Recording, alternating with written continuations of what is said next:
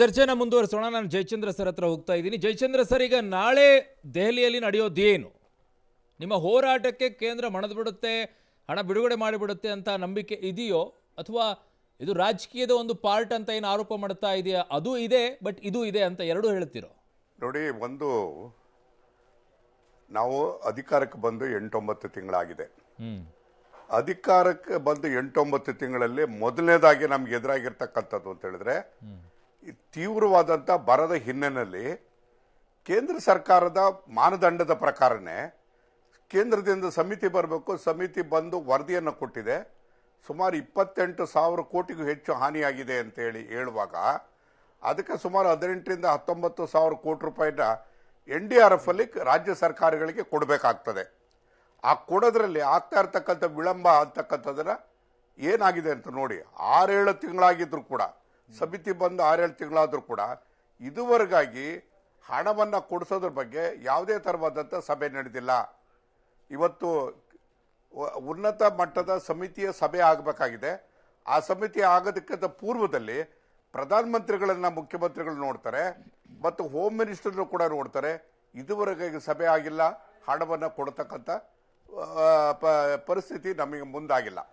ಹಾಗಾಗಿ ಇವತ್ತು ನಮ್ಮ ಫೈನಾನ್ಸ್ ಕಮಿಷನಲ್ಲಿ ಏನಾಗಿದೆ ಅಂತ ಚರ್ಚೆ ಮಾಡೋದಕ್ಕೆ ಮುಂಚೆ ಇವತ್ತು ಬರದ ಸಮಸ್ಯೆಯನ್ನು ಪೂರ್ವವಾಗಿ ತೀರ್ಮಾನ ಮಾಡಬೇಕಾಗಿರ್ತಕ್ಕಂಥದ್ದು. ಈಗ ನಾವು ಇವತ್ತು ರೈತರನ್ನ ಎದುರಿಸೋದಕ್ಕೆ ಮುಂದೆ ಹೋಗೋದಕ್ಕೆ ಕಷ್ಟ ಆಗಿರೋಂಥ ಸಂದರ್ಭದಲ್ಲಿ ಅವರ ಸಮಸ್ಯೆಯನ್ನು ಬಗೆಹರಿಸೋದಕ್ಕೆ ನಾವು ಹೊರಟಂಥ ಸಂದರ್ಭದಲ್ಲಿ ಕೇಂದ್ರ ಸರ್ಕಾರ ಸ್ಪಂದಿಸ್ತಾ ಇದ್ದಾಗ ನಾವೇನು ಮಾಡಬೇಕಾಗ್ತದೆ. ಮತ್ತು ಇದರ ಜೊತೆಯಲ್ಲಿ ಮಧ್ಯ ರೈತರ ವಿಚಾರ ನಾನು ಹೇಳ್ತಾ ಇರೋದ್ರಿಂದ, ನೀವು ಹೇಳ್ತಾ ಇರೋದ್ರಿಂದ ನಾನು ಇಂಟರ್ವ್ಯೂನ ಆಗ್ತಾ ಇದ್ದೀನಿ. ಬಹುದೊಡ್ಡ ಆರೋಪ ನನಗೆ ಗ್ರೌಂಡ್ ಲೆವೆಲ್ ಅಲ್ಲಿ ಕೇಳ್ತಾ ಇದ್ದಿದ್ದು, ಸರ್ ಕಿಸಾನ್ ಸಮ್ಮಾನ್ ಯೋಜನೆಯಲ್ಲಿ ಕೇಂದ್ರ 6,000 ಕೊಡ್ತಾ ಇತ್ತು, ರಾಜ್ಯ ಸರ್ಕಾರ 4,000 ಕೊಡ್ತಾ ಇತ್ತು. 4,000 ರಾಜ್ಯ ಸರ್ಕಾರ ನಿಲ್ಲಿಸ್ಬಿಟ್ಟಿದೆಯಲ್ಲ ಅಂತ ಕೇಳ್ತಾ ಇದ್ರು. ಈಗ ರೈತರು ಕೊಡ್ತಾ ಇರ್ತಕ್ಕಂಥದ್ದು ನಾವು ಅದು ಪರ್ಯಾಯವಾಗಿ ನಾವು ಬೇರೆ ಯೋಜನೆಗಳ ಮುಖೇನ ಇವತ್ತು ಅದೇ ರೈತರಿಗೆ ನಾವು ಕೊಡ್ತಾ ಇದ್ದೀವಿ. ಯಾವುದು ಸರ್?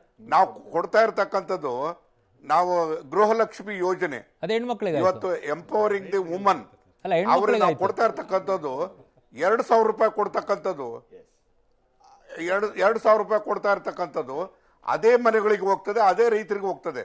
ನಾವು ಕೊಡ್ತಕ್ಕಂಥ ಪ್ರಮಾಣ ಎಷ್ಟು? ಮಹಿಳಾ ಸಬಲೀಕರಣ ಅಂತ ಹೇಳ್ಬಿಟ್ಟು, ಒಂದು ನಿಮಿಷ, ಮಹಿಳಾ ಸಬಲೀಕರಣ ಅಂತ ಹೇಳ್ಬಿಟ್ಟು ನೀವು 2,000 ರೂಪಾಯಿ ಕೊಟ್ಬಿಟ್ಟು ಅದು ರೈತರಿಗೆ ಹೋಗ್ಬಿಡುತ್ತೆ ಅಂತಂದ್ರೆ ಹೆಂಗಾಗತ್ತೆ ಜಯಚಂದ್ರ ಸರ್? ಪಾಪ ರೈತರ ಗೊಬ್ಬರಕ್ಕೆ ಬಳಸ್ಕೋಬೇಕಾ ಅಥವಾ ಹೆಣ್ಣು ಮಕ್ಕಳು ತಮಗೋಸ್ಕರ 2,000 ರೂಪಾಯಿ ಇಟ್ಕೋಬೇಕಾ? ಆ 2,000 ರೂಪಾಯಿಗೋಸ್ಕರನೇ ತಾನೇ ನೀವು ಚಿಟ್ ಫಂಡ್ ಏನೋ ಶುರು ಮಾಡ್ತೀವಿ ಅಂತ ಹೇಳಿದ್ರಿ. ನೋಡಿ, ಯಾವುದೇ ರೀತಿಲಾದ್ರೂ ಕೂಡ ರೈತ ಕುಟುಂಬಕ್ಕೆ ಹೋಗ್ತದೆ. ಇವತ್ತು ಸರ್ ಮಹಿಳೆಯರಿಗಂತ ಹೇಳ್ಬಿಟ್ಟು ರೈತ ಕುಟುಂಬ ಹೆಂಗಾಗತ್ತೆ Jayachandra sir? It's not fair. ಮಹಿಳಾ ಸಬಲೀಕರಣಗೋಸ್ಕರ 2,000 ರೂಪಾಯಿ ಹೇಳ್ಬಿಟ್ಟು ನೀವು 4,000 ರೂಪಾಯಿ ಕಿತ್ಕೊಂಡ್ಬಿಟ್ರೆ ರೈತ ಅವರ ಕುಟುಂಬದ ನಿರ್ವಹಣೆಗೋಸ್ಕರ ನಾವು ಹಣ ಕೊಡ್ತಾ ಇರ್ತಕ್ಕಂಥದ್ದು. ಕಿಸಾನ್ ಸಮ್ಮಾನ ಅಂತ ಹೇಳಿ ಕೊಟ್ಟ ಕ್ಷಣಕ್ಕೆ ವ್ಯವಸಾಯಕ್ಕೆ ಮಾತ್ರ ಹೋಗ್ತದೆ, ಬೇರೆದಕ್ಕೆ ಹೋಗೋದಿಲ್ಲ ಅಂತ ಹೇಳಕ್ ಆಗೋದಿಲ್ಲ. ನಾವು ಕೂಡ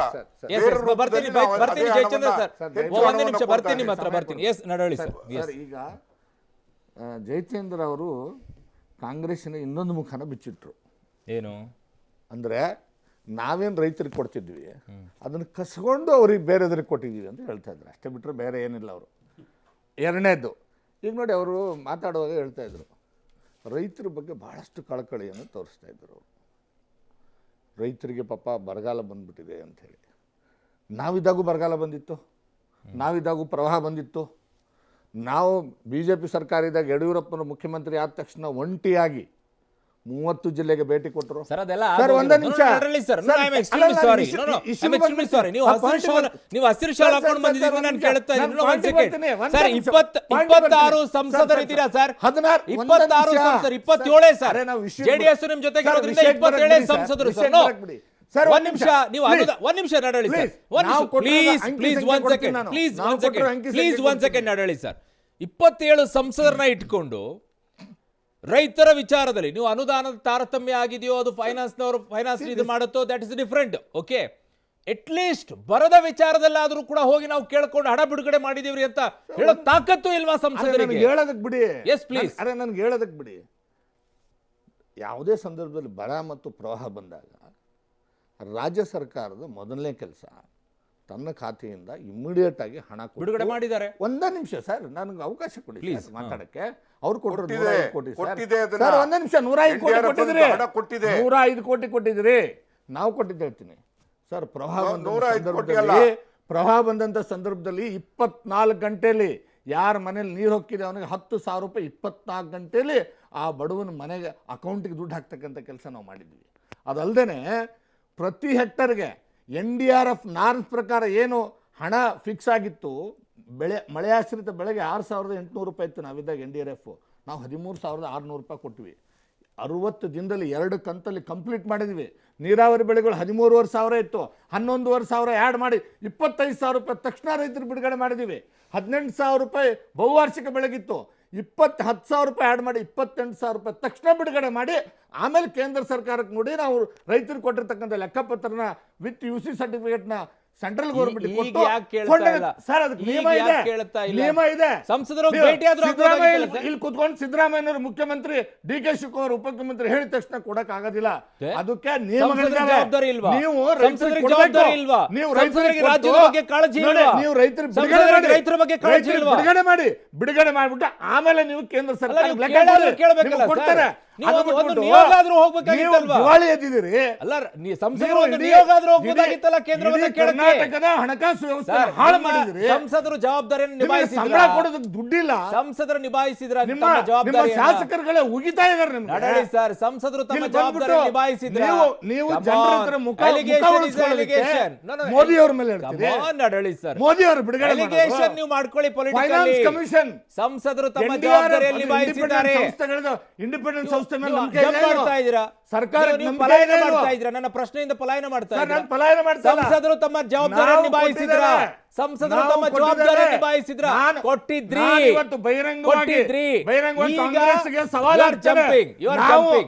ನನ್ನ ಪ್ರಶ್ನೆಯಿಂದ ಪಲಾಯನ. 60 ನನ್ನ ಪ್ರಶ್ನೆಯಿಂದ ಪಲಾಯನ. ಡಬಲ್ ಅಮೌಂಟ್ ಅನ್ನು ಕೊಟ್ಟಿದ್ದೇವೆ. ನನ್ನ ಪ್ರಶ್ನೆಯಿಂದ ಅದು ಪಲಾಯನ. ದಾಖಲಾತಿದೆ. ನಡಳಿ ಬಿಡುಗಡೆ ಮಾಡಿ ಸರ್, ಅದನ್ನ. ನಡಳಿ ಸರ್, ನನ್ನ ಬಿಡುಗಡೆ ಮಾಡಿ. ಪ್ರಶ್ನೆಯಿಂದ ಪಲಾಯನ ಮಾಡ್ತಾ ಅದನ್ನ ಇದ್ದೀರಾ? ಮೊದಲು ನೀವು ಹಣ ಕೊಡಿ, ಆಮೇಲೆ ಹೋಗಿ ಕೇಂದ್ರ ಉತ್ತರ ಸರ್ಕಾರ ಇಲ್ಲ ನಿಮಗೆ. ಇಲ್ಲ.